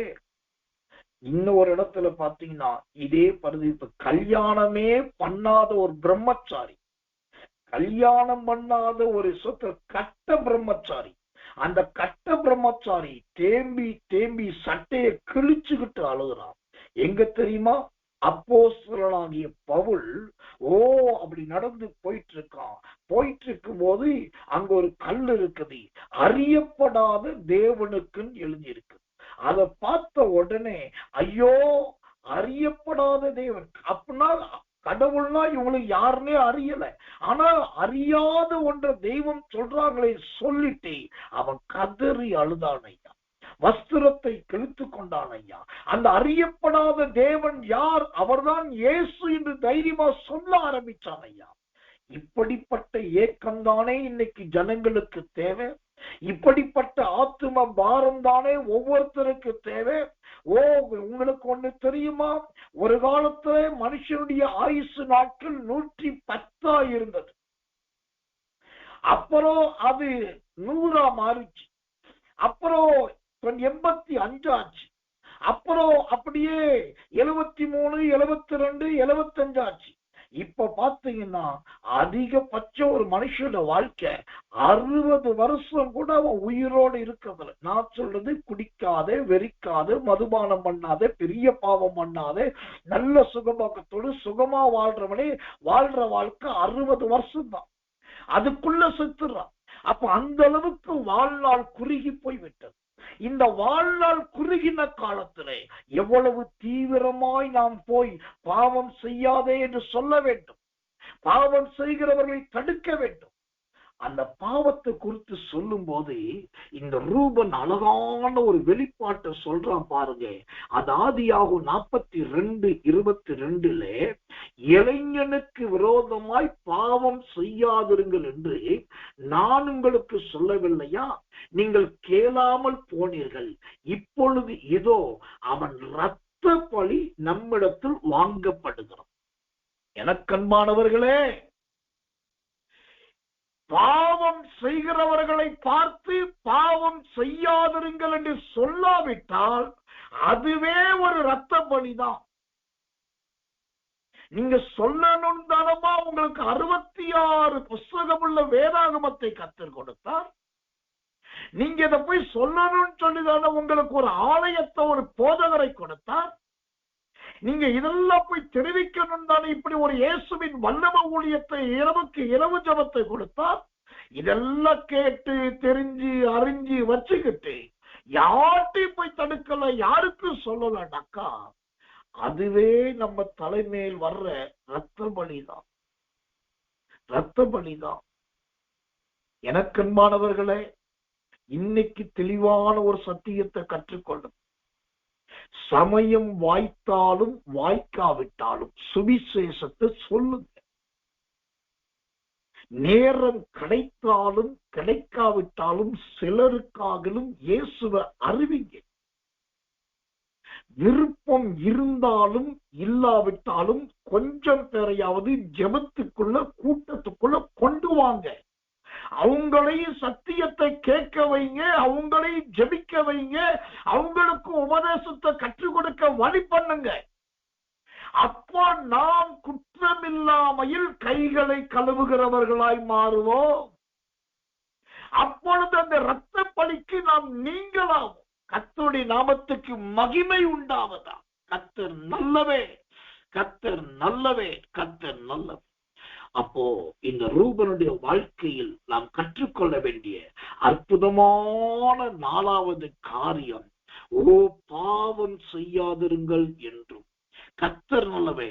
அப்படி செய்வதை தடுக்காவிட்டால் அதுவே இரத்த பலி என்பதையும் அவன் மற்றவர்களுக்கு அறிவிக்கிறவனாயிருந்தான். நாம் இந்த எச்சரிப்பின் எக்காலத்தை ஊதுகிறவர்களாய் மாற வேண்டும். இதுதான் ரூபனிடத்தில் நாம் கற்றுக்கொள்ள வேண்டிய 4வது காரியம். கர்த்தர் நல்லவே, கர்த்தர் நல்லவே, கர்த்தர் நல்லவே. இப்ப நான் சொன்னேன், இந்த ரூபன் என்கிறவன் விசேஷமானவன் என்று. அவன் விசேஷமானவன் என்பதற்கு 4 திசைக்கு 4 காரியத்தை சொல்லிட்டு, இப்போ இன்னும் ஒரு காரியம் இந்த ரூபனிடத்தில் இன்னொரு அற்புதமான ஒரு விசேஷம் இருக்கு. என்ன விசேஷம்? ஆதியாகமத்தின் புஸ்தகம் 46ஆம் அதிகாரம் 8 மற்றும் 9வது வசனங்கள். ஆதியாகமம் 46ஆம் அதிகாரம் 8 மற்றும் 9வது வசனம். எகிப்துக்கு வந்த இஸ்ரவேலரின் நாமங்கள் யாவன? யாக்கோபும் அவனுடைய குமாரரும். யாக்கோபுடைய மூத்த குமாரனான ரூபன். ரூபனுடைய குமாரர் ஆனோக்கு, பல்லு, எஸ்ரோன், கர்மி என்பவர்கள். இப்போ இந்த ரூபனிடத்தில் நாம் கற்றுக்கொள்ள வேண்டிய 5வது காரியம், கடைசி காரியம் என்னன்னாக்கா, இவன் தகப்பனை கைவிடாதவன். தகப்பனை கைவிடாத ஒரு மகன் இந்த ரூபன். ஏனென்று சொன்னால், கானான்ல இருந்து தன் தகப்பனாக யாக்கோபு எகிப்துக்கு போறான். எகிப்துக்கு போகும்போது ரூபனும் கூடவே போகிறான். அவன் பிள்ளைகளையும் கூட்டுக்கிட்டே போறான் ஐயா. அப்ப என்ன அர்த்தம்? எப்படி இருந்தாலும் அப்பா நீ என்னை சபிக்கதான் போற, எப்படி இருந்தாலும் அப்பா நீ என்னை திட்டதான் போற, எப்படி இருந்தாலும் நீ என்னை ஒரு மாதிரி சொல்லதான் போற, அதனால நான் கூட வரமாட்டேன். உன் பேச்ச கேட்டா எனக்கு பயமா இருக்கு. நீ முன்னாடி போ, நான் பின்னாடி வர்றேன், இல்லாட்டி நீ போ நான் இருந்துக்கிறேன்னு சொல்லி இது எதையுமே சொல்லாமல் தகப்பன் போகிற வழியிலே மகன் கூடவே போகிறான். அவன் போகிறது எங்கே? எகிப்துக்கு. இது இன்றைக்கு இருக்கிற விசுவாச மக்களுக்கு கற்றுக்கொள்ள வேண்டிய பாடம். இங்கு சொல்லப்படுகிற தகப்பன் என்பது யார்? பின்னால் போகிற ரூபன் என்கிறது யார்னா, இங்கு சொல்லப்படுகிற தகப்பன் என்கிறவன் உங்களுக்கு கொடுக்கப்பட்ட நல்ல மேய்ப்பனை அல்லது ஆசாரியனை அல்லது ஊழியக்காரனை குறிக்கிறது. அங்கே சொல்லப்படுகிற பின்னால் போகிற ரூபன் அவருடைய பிள்ளைகள் யாருனாக்கா விசுவாசிகளையும் விசுவாசிகளுடைய குடும்பத்தினரை குறிக்கிறது. நமக்கென்று ஒரு மெய்ப்பன், நமக்கென்று ஒரு சத்தியத்தை போதிக்கிற ஒரு தீர்க்கதரிசி, நமக்கென்று தினமும் சத்தியத்தை எக்காலமாய் கத்தி கதறி அறிவிக்கிற ஒரு ஆசாரி, ஒரு ஊழியக்காரன், அவன் எவ்வளியோ ஆடுகள் அவ்வளியாய் போக வேண்டும். அவருக்கு என்ன தெரியும்? வயசாயிடுச்சு, கிழவன். அவருக்கு என்ன தெரியும்? சோத்திரம், வயசாயிருச்சு, முடிஞ்சிருச்சு. அவர் போய் வயசான காலத்துல கேடு கட்டி போய் போகக்கூடாத இடத்துக்கு எகிப்துக்கு போறாரு. அவர் போகட்டும், அவர் போய் கொஞ்ச நாள்ல செத்துருவாரு, அவர் போகட்டும். நம்ம ஏன் போகணும் சொல்லவே இல்லைங்க. தன் வயது முதிர்ந்த தகப்பன் கர்த்தர் எகிப்துக்கு போகும்போது, எகிப்துக்கு போகணுமா, எகிப்துக்கா போவது என்று கேள்வியே கேட்காமல் தகப்பனை பின்பற்றுகிற மகனாய் காணப்படும். உங்கள் மெய்ப்பன், தேவன் கொடுத்த உங்கள் தீர்க்கதரிசி, கர்த்தர் உங்களை இணைத்திருக்கிற கிருபையுள்ள ஊழியம் எது? அந்த ஊழியத்தில் பின் செல்லுங்கள். தேவையில்லாத வாக்குவாதம் பண்ணாமல் பின் செல்லுங்கள். தேவையில்லாத பதில் கேள்வி கேட்காமல் பின் செல்லுங்கள். நீங்கள் அந்த தகப்பனை பின்பற்றினால் உங்களுக்கு கோசேன் என்னும் ஒரு தேசம் காத்து கொண்டிருக்கிறது. அங்கு நீங்கள் தனித்திருப்பீர்கள், சுகமாயிருப்பீர்கள்.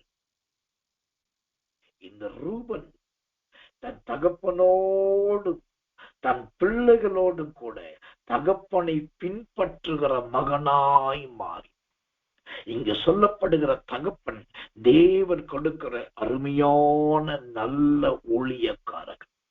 எல்லா ஊழியக்காரர்களும் கெட்டவர்கள் கிடையாது, எல்லா ஊழியக்காரர்களும் மோசமானவர்கள் கிடையாது.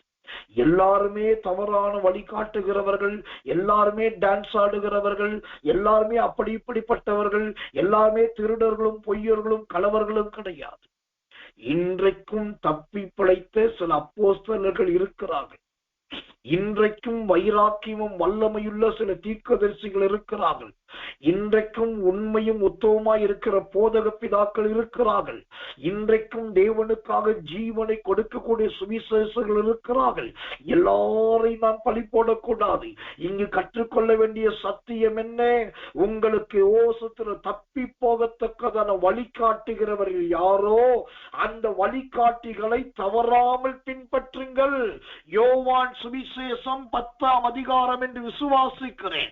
அங்கு தேவனுடைய வசனங்களில் ஒரு வசனம் இவ்விதமாய் சொல்லுகிறது, ஆடு மேய்ப்பனின் சத்தத்தை அறியும். ஆடு மேய்ப்பனின் சத்தத்தை அறியும். நீங்க நல்ல ஆடுனாக்கா, நல்ல தேவ பிள்ளைனாக்கா, கர்த்தர் உங்க மேய்ப்பனுடைய சத்தத்தை நல்லா அறிஞ்சிருப்பீங்க. கர்த்தருடைய நாமத்துக்கு மகிமையும் கிருபையும் தயவும் உண்டாவதாக. அந்த மேய்ப்பனின் சத்தத்தை அறிந்து உங்களுக்கு கொடுக்கப்படுகிற சத்தியம், உங்களுக்கு கொடுக்கப்படுகிற உபதேசம், புதிதாய் கற்றுக்கொள்ளுகிற வேத பாடங்கள், புதிதாய் அறிவிக்கப்படுகிற அருமையான பிரமாணங்கள், இவைகளை கேட்டு ஜீரணித்து உள்ளே வைத்துக் கொண்டு அதிலிருந்து உங்களை புதுப்பித்துக் கொண்டு தகப்பனுக்கு பின் சொல்லுகிற அந்த ஆட்டுக்குட்டியாய் நீங்கள் இருப்பீர்கள் என்று சொன்னால், கர்த்தர் நல்லவர், கர்த்தர் நல்லவர், கர்த்தர் நல்லவர். நீங்கள் போய் சேர வேண்டிய அந்த கோசேன் தேசத்தை போய் சேருவீர்கள். ஆனா ஒரு கூட்டம் இருக்கு. அந்த கூட்டம் என்ன கூட்டம் தெரியுமா? யோவான் 10ஆம் அதிகாரம் 8ஆம் வசனம் சொல்லுது, 10:8. எனக்கு முன்னே வந்தவர்கள் எல்லாரும் கள்ளரும் கொள்ளைக்காரருமாய் இருக்கிறார்கள், ஆடுகள் அவர்களுக்கு செவி கொடுக்கவில்லை. எனக்கு முன்னே வந்தவர்கள் எல்லாரும் கள்ளரும் கொள்ளைக்காரர்களுமாய் இருக்கிறார்கள். யாரை கள்ளர்கள் என்று சொல்லுகிறார், கொள்ளைக்காரர்கள் என்று சொல்லுகிறார் என்று சொன்னால், தேவன் வைத்த இடத்துல இருக்காம முந்திக் கொள்ள பார்க்கிறவர்கள். இதுக்கு மேல நான் இங்க உட்கார்ந்து இருக்க விரும்பல, இதுக்கு மேல கற்றுக்கொள்ள விரும்பல, போதும் போதும் போதும், இதெல்லாம் போதும், நான் தனியா போறேன், நான் முன்னாடி போறேன், இவங்களுக்கு முன்னாடி சவால் அவனை காட்டி நிரூபிக்கிற பாரு சொல்லி முந்தி கொண்டு போகிறார்கள் பாருங்க. தேவனாய் அனுப்பாமல், தேவனால் பிரதிஷ்டை பண்ணப்படாமல் முந்தி கொண்டு போகிறவர்கள் கல்லரும் கொள்ளைக்காரர்களுமா இருக்கிறார்கள் இயேசுவே சொல்லுகிறார். அப்ப நாம் எப்படி இருக்க வேண்டும்? இப்படி முன்னே போகிறவர்களாய் அல்ல, மெய்ப்பனுக்கு பின்னே சொல்லுகிறவர்களாய் இருக்க வேண்டும். கர்த்தர் நல்லவே, கர்த்தர் நல்லவே, கர்த்தர் நல்லவே. வாசிக்கிறேன் ஆண்டவர் கொடுத்த வெளிப்பாட்டின் வசனம், யோவான் சுவிசேஷம் 10ஆம் அதிகாரம் 4வது வசனம். அவன் தன்னுடைய ஆடுகளை வெளியே விட்ட பின்பு அவர்களுக்கு முன்பாக நடந்து போகிறான். ஆடுகள் அவன் சத்தத்தை அறிந்திருக்கிறபடினால் அவனுக்கு பின் சொல்லுகிறது. அல்லேலூயா. ஆடுகளுக்கு இருக்கிற அறிவை பாருங்க. என் மெய்ப்பன் முன்னாடி போகட்டும், கோல் வச்சிருக்கிறவன் முன்னாடி போகட்டும், தடி பிடித்திருக்கிறவன் முன்னாடி போகட்டும், 2 கால்ல நடக்கிறவன் முன்னாடி போகட்டும், நம்ம பின்னாடி போகலாம் சொல்லி ஆடுகளுக்கு நல்ல அறிவு இருக்குது. அது மேய்ப்பனுடைய சத்தத்தை அறிஞ்சிருக்கு. அந்த வசனம் அழகா சொல்லுது, யோவான் 10:4. அது மேய்ப்பனுடைய சத்தத்தை அறிந்திருக்கிறபடியினால், அல்லேலூயா, அது அந்த பக்கம் இந்த பக்கம் போகலையா. இந்த ரூபனுடைய வாழ்க்கை தன் மெய்ப்பனாகிய தகப்பனை பின்பற்றுவதாயிருந்தது. தகப்பன் எகிப்துக்கு போனால் இவனும் போகிறான். தன் பிள்ளைகளையும் கூப்பிட்டு கொண்டு போகிறான். ஐயா, எத்தனை பேர் இன்னைக்கு பிள்ளைகளை கூப்பிட்டு ஜெபத்துல உட்கார வைக்கிறீங்க? இந்த செய்தியை கேட்கணும்னு அங்க டிவியை போட்டு அவங்களை சினிமா பார்க்க வைக்கிறது. இங்க வந்து செய்தியை கேட்க, ஒரு பக்கம் சினிமா சத்தம், மறுபக்கம் தேவ சத்தம், ஒரு பக்கம் தொடர் நாடக சத்தம், மறுபக்கம் தொடர் வேதபாட சத்தம். ஒரே வீட்டில ஒரே நேரத்துல 2 சத்தம் கேட்குது. இது நல்ல ஆடுகளுக்கு அடையாளம் அல்ல. இது தகப்பனை பின்பற்றுகிற ரூபனுடைய ஜீவியம் அல்ல. நம்முடைய வாழ்க்கை மெய்ப்பனின் சத்தத்தை அறிந்த ஆடுகளாயிருக்கும். இந்த ரூபனுடைய இடத்தில் கற்றுக்கொள்ள வேண்டிய 5வது காரியம், தகப்பன் போகும்போது பின்னாக போகிறான். ஐயா, இன்னைக்கு இந்த ஜெபத்தை நம்ம முடிச்சதுக்கு அப்புறம் ராத்திரி படுக்கிறதுக்கு முன்னாடி இந்த யோவான் சுவிசேஷம் 10ஆம் அதிகாரம் 4ஆம் வசனத்தை கொஞ்சம் பைபிள்ல திறந்து எடுத்து அந்த ஒத்த வசனத்தை மட்டும் நீங்க படிங்க. யோவான் 10:4. அந்த ஒத்த வசனம் மட்டும் படிச்சுட்டு அது மேல கை வச்சு ஒரு ஜெபம் பண்ணிட்டு படு. ஆண்டவரே, மெய்ப்பன் முன்னே செல்ல ஆடுகள் பின்னே வந்ததை போல நான் உமக்கு பின்னாக வர வேண்டும். 10ஆம் அதிகாரம் 8ஆம் வசனத்தின்படி முன்னே போகிறவனாய் நான் இருக்கக்கூடாது. என் தகப்பனை மிஞ்சுகிறவனாய், என் மெய்ப்பனை மிஞ்சுகிறவனாய், என் ஊழியக்காரனை மிஞ்சுகிறவனாய் இருக்கவே கூடாது. நான் பின்னாய் வருகிற ஆடா என்னை மாற்று. இந்த ரூபனுடைய ஜீவியம் எங்களுக்கு அழகான எடுத்துக்காட்டையா. நான் முன்னே சோதரம், நான் உமக்கு பின்னே வரேன். அதை பார்க்கிற என் பிள்ளைகளும் எனக்கு பின்னாக வர வேண்டும். யாக்கோபு முன்னே போகிறான், குமாரனாகிய ரூபன் பின்னே போகிறான். அவனுடைய குமாரர்களாகிய யாக்கோபின் பேர பிள்ளைகள் அதற்கு பின்னாய் வருகிறார்கள். என்ன ஒரு அழகான அணிவகுப்பு! இந்த ஒரு ஒழுக்கத்தையும் இந்த ஒரு முன்மாதிரி பின்பற்றினால் ஒரு நாள் கர்த்தருடைய வருகை வரும்போது உங்கள் தகப்பன் பறக்கிறதை பார்ப்பீர்கள். தகப்பனுக்கு பின்னாடியே நீங்கள் பறப்பீர்கள். நீங்கள் பறக்கிறதை பார்த்து உங்கள் பிள்ளைகளும் பின்னாடியே பறந்து வருவார்கள். அப்படி ஒரு குடும்பமாய் ராஜ்யத்தை அடைவதுதான் நம்முடைய நோக்கம், நம்முடைய எதிர்பார்ப்பு. ஆனபடியினால் இந்த ரூபன் யோசேப்பின் குடும்பத்திலே இன்னைக்கு 3வதாக ரூபனை பார்த்திருக்கிறோம். ரூபனுடைய வாழ்க்கையில் 5 பிரதானமான காரியத்தை அவன் விசேஷமானவன் என்பதற்கு ஆண்டவர் காட்டி கொடுத்திருக்கிறார். நம்முடைய வாழ்க்கை அப்படிப்பட்டதாய் மாறுவதாக நம்ம எல்லாரும் கண்களை மூடி ஒப்பு கொடுத்து செபிக்க போறோம். தயவு செய்து கவனிங்க. அவசரமா மொபைல விட்டுட்டு லைனை கட் பண்ணிட்டு போகாதீங்க. இன்னைக்கு தேவன் தெளிவாய் பேச இருக்கிறார். ஒரு 2 நிமிடம் அப்படியே இருங்க. இருக்கிற இடத்துல கண்ணை மூடுங்க. இந்த 5 காரியத்தை ஆண்டவர்கிட்ட சொல்லுங்க. ஆண்டவரே, என்னை ஒரு சிரேஷ்ட புத்திரியாக, என்னை ஒரு சிரேஷ்ட புத்திரனாக நீ கொடுத்ததற்காக ஸ்தோத்திரம், என்னை அனுப்பினதற்காக ஸ்தோத்திரம் என்று சொல்லுங்க. ஓ கர்த்தர் நல்லவரே. அது மாத்திரம் அல்ல, தேவனுக்கு மகிமை உண்டாவதாக. ஆண்டவரே, என்னுடைய வாழ்க்கை சத்திரம் தப்பு வைக்கிற ஆத்தும மீட்பை உண்டு பண்ணுகிற அந்த ஒரு வாழ்க்கையாக எனக்கு மாற்றி தாரும் என்று கேளுங்க. 3வது, தூதாயும் கனியை கொடுத்து அநேகருடைய தடைகளை நீக்குகிற ஒரு சத்திரம் தடைகளை உடைக்கிற பாத்திரமாய் என்னை மாற்றும் என்று கேளுங்க. கர்த்தர் நல்லவே, கர்த்தர் நல்லவே, கர்த்தர் நல்லவே. தகப்பனை பின்பற்றுகிற மெய்ப்பனுக்கு பின் சொல்லுகிற ஆடாய் என்னை மாற்றும் என்று சொல்லி எல்லாரும் ஒப்பு கொடுத்து வாய்களை திறந்து கர்த்தரை ஸ்தோத்திரம் பண்ணுவோம். இயேசுவின் நாமத்தினாலே நாம் ஜெபிப்போம். அன்புள்ள நல்ல பரம பிதாவே, நல்ல அருமையானது சாயங்காலம் கடந்த ராத்திரி வேளை யோசேப்பின் குடும்பம் என்ற தலையங்கத்தில் 3ஆம் ஆண்டவரே தலையங்கத்தை குறித்து பார்க்க உதவி செய்ய. ரூபன் என்றாலே விசேஷமானவன் என்று ஆதியாகமம் 49 3வது வசனம் சொல்லுகிறது. அந்த ரூபனிடத்தில் காணப்பட்ட 5 விசேஷங்களை கற்றுக் கொடுத்தது. இந்த 5 உடைய பிள்ளைகளோட வாழ்க்கையில் நடக்கட்டும். இந்த 5 உடைய பிள்ளைகளோட வாழ்க்கையில் நிறைவேறட்டும். இவர்கள் சிரேஷ்ட புத்திரர்களாக, சிரேஷ்ட புத்திரிகளாக மாறட்டும். ஆண்டவர், தூதாயும் கனிகளை கொடுத்து தடைகளை மாற்றுகிறவர்களாய் மாறட்டும். அந்த கொலைக்கு நியமிக்கப்பட்டவர்களை தப்பு வைத்து சோத்திரம் ஆத்தும மீட்பை உண்டாகட்டும். ஆண்டவரே, எல்லாவற்றை விட பாவம் செய்யாதிருங்கள் என்று எக்காலம் ஊதுகிற எக்கால தொனியாய் மாற்றிவிடும். கடைசியாய் தகப்பனை பின்பற்றுகிற மெய்ப்பனை பின் சொல்லுகிற நல்ல ஆடுகளாய் மாற்றி தரும். முன்னே சொல்லுகிறவர்களாய் அல்ல, மெய்ப்பனுக்கு பின்னே சொல்லுகிறவர்களாய் தேவன் மாற்றி, அதனால் நல்ல ஆட்டுக்குட்டிகளாய் இவர்களை மாற்றும். இரவில் நல்ல நித்திரையை தாரும்.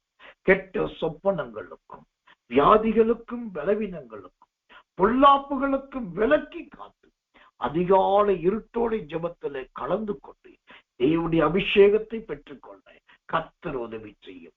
தாழ்த்தி ஒப்புவிக்கிறோம். இயேசுவின் ரத்தம் செய்யும். இயேசுவின் நாமத்தில் ஜெபிக்கிறோம். ஜெபம் கேளும் ஜீவனுள்ள நல்ல பிதாவே. ஆமென், ஆமென், ஆமென்.